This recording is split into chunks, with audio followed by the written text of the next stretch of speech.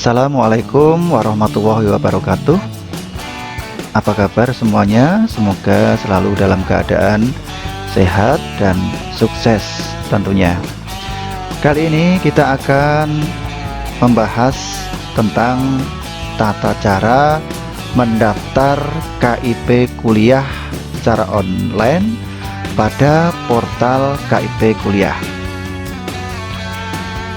Untuk memudahkan Anda pada saat pengisian online KIP kuliah ini, maka dibutuhkan dokumen-dokumen pendukung.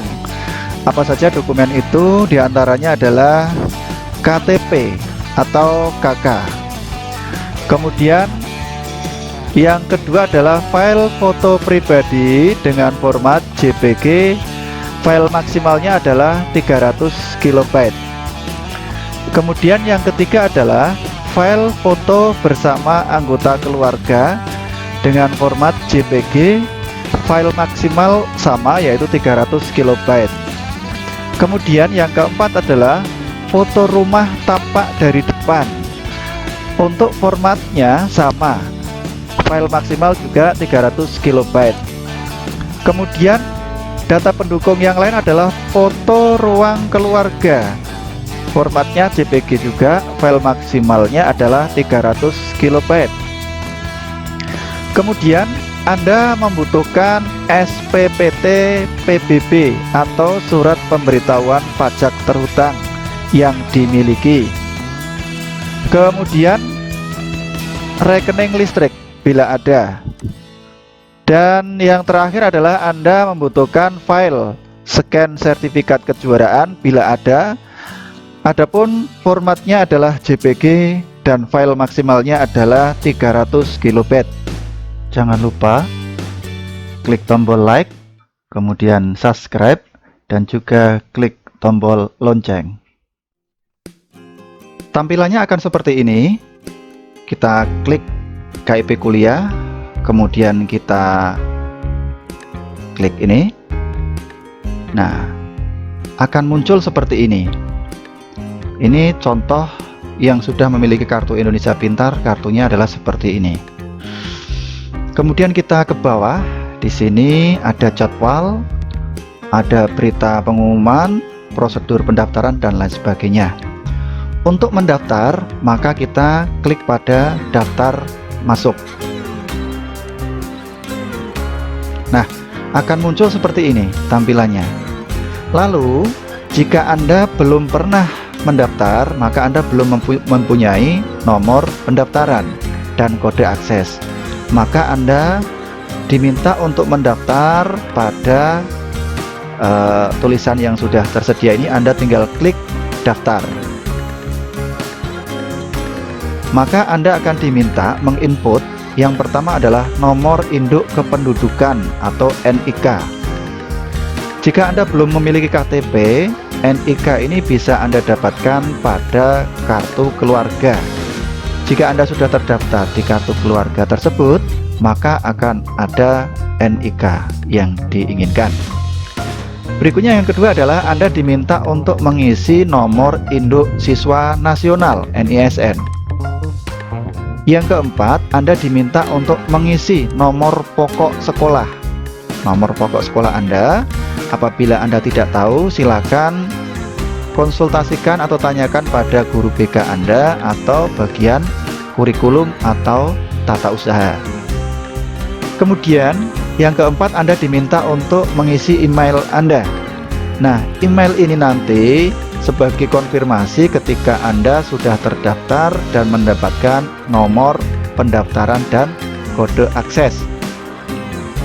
Kalau keempat-empatnya sudah diisi, maka proses selanjutnya diklik. Kita menuju pada menu. Ada beberapa menu di sini. Satu, menu biodata, kemudian menu keluarga, kemudian menu ekonomi, menu rumah, menu aset, menu prestasi, dan rencana. Kita akan bahas satu persatu. Kita mulai dari menu awal. Menu yang pertama yaitu tentang biodata.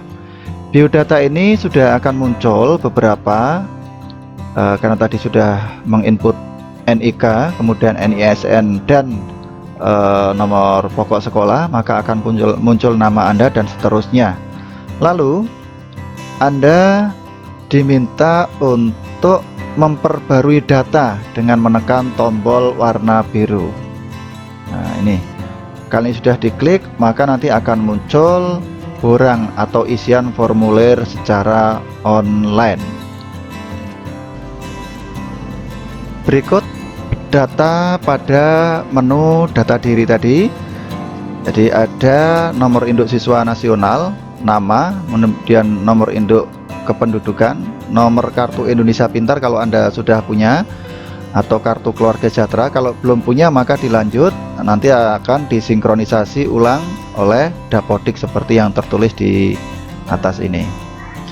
Kemudian Anda diminta untuk mengupload foto diri Anda, foto pribadi dengan format JPG atau JPEG. Maksimal kapasitas filenya adalah 300 KB. Ini Anda lulusan tahun berapa? Bisa 2 tahun sebelum tahun ini. Misalnya kita isi dengan tahun 2018 dan seterusnya. Kemudian pilih agama, tinggal tentukan, tinggal pilihannya sini ada. Kemudian alamat diketik ya, sesuai alamat tempat tinggal, kabupaten kota Anda pilih. Kemudian kode posnya Anda isi, email Anda isi, nomor telepon, nomor HP. Update biodata kalau sudah selesai. Berikutnya adalah menu data keluarga.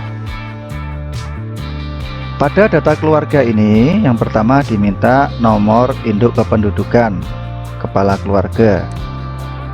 Kemudian nomor kartu keluarga, ini ada pada kartu keluarga bagian paling atas.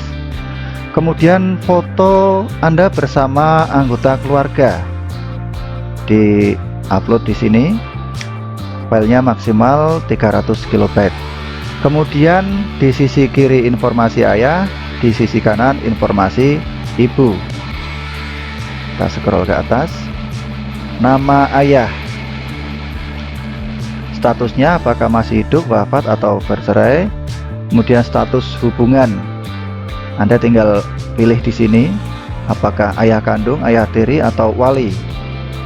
Pilih pendidikan ayah, pekerjaan ayah tinggal pilih. Kemudian berikutnya detail ayah. Detail ayah, ceritakan tentang ayah, kondisinya bagaimana, diceritakan, dideskripsikan di sini. Informasi jumlah tanggungan orang tua, jumlah tanggungan berapa, nomor telepon orang tua berapa. Lah ini data ibu sama seperti itu. Kalau sudah selesai mengisi data orang tua ayah dan ibu, Anda klik update data keluarga. Berikutnya adalah update data ekonomi. Nah, update ekonomi, apa saja yang harus diisikan, alasan pengajuan koreksi data, misalnya apa, Anda tuliskan di sini, yang tahu adalah Anda. Kemudian penghasilan ayah sebelumnya, nah, Anda tinggal pilih. Kemudian penghasilan ibu berapa, hutang sebelumnya. Hutang ini apabila orang tua Anda punya hutang pada pihak lain atau orang lain, ditulis di sini. Nah, cicilannya, hutangnya itu berapa. Kemudian piutang, ini adalah apabila ada orang lain utang di orang tua Anda. Nah, utang kepada orang tua Anda itu berapa, ditulis di sini. Cicilannya berapa. Kalau keluarga Anda memiliki tabungan, tulis tabungan keluarga berapa. Kemudian kalau sudah, update ekonomi. Berikutnya adalah update data rumah. Update data rumah ini Anda diminta untuk mengisi foto rumah tampak dari depan.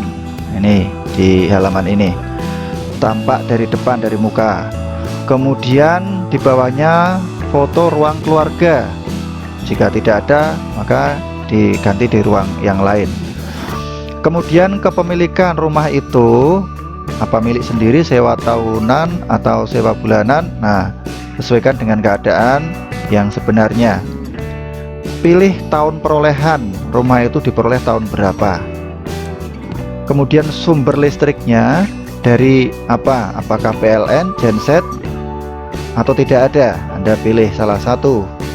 Kemudian berikutnya adalah daya listrik. Kalau Anda menggunakan lampu listrik, daya listriknya berapa?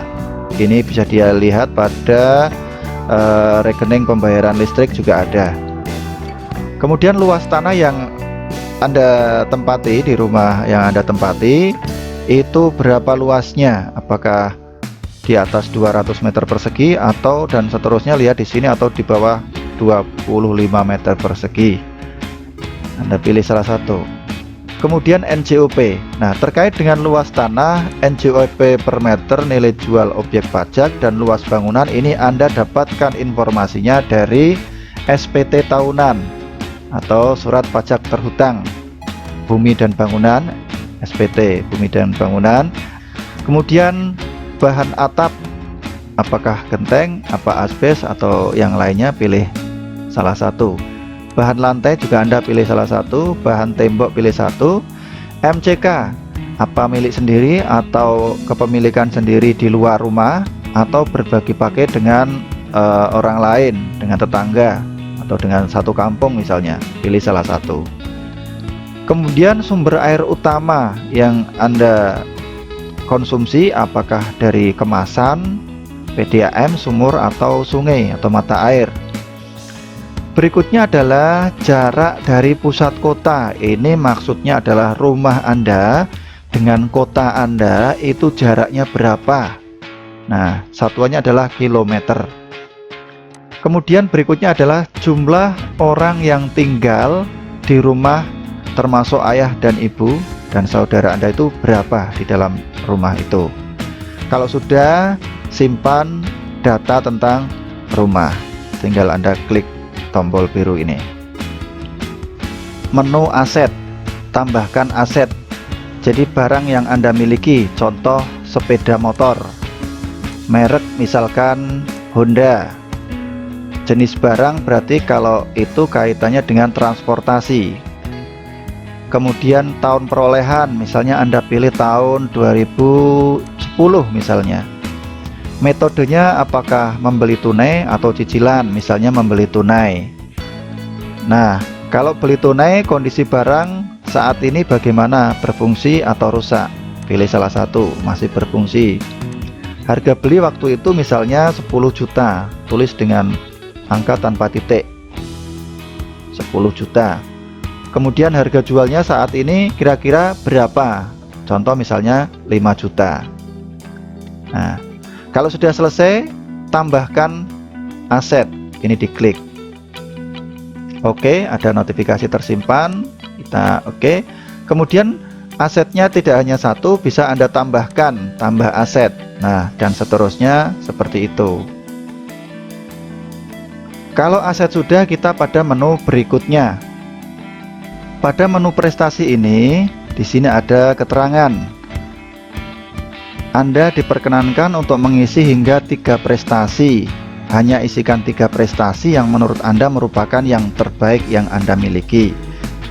Namun, jika Anda tidak memiliki prestasi, abaikan saja pada menu ini, langsung dilanjut pada menu berikutnya. Tapi kalau Anda memiliki prestasi, silahkan Anda bisa tambahkan prestasi.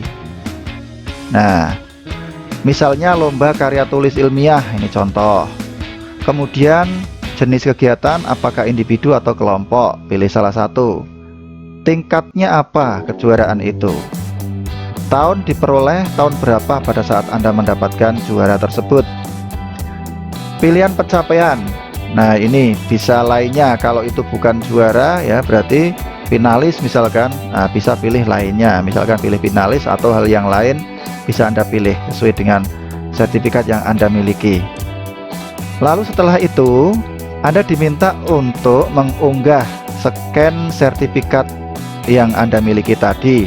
Formatnya JPG atau JPEG, maksimal file berkapasitas 300 KB.